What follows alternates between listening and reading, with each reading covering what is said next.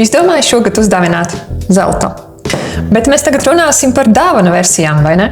Un kāpēc vispār ir jādāvina zelts vai sudrabs kā dāvanu? Es tev izstāstīšu ļoti spilgtu piemēru par šo stienīti. Ja man šo stienīti uzdāvinātu pērn, tad dāvinātājs par to samaksātu 85 eiro, plus mīnus pāris eiro.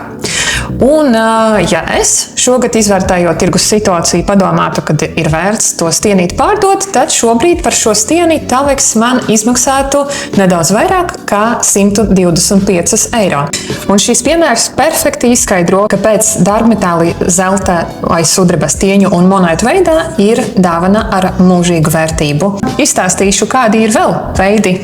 Ja tu uzskati, ka cilvēkam, kuram tu dāvināsi zeltu, ir nepieciešama veiksme, dāvini fortūnu. Cilvēkam ir svarīgi uzreiz dāvinājuma brīdī pierādīt, ka zelts garantēti ir īsts.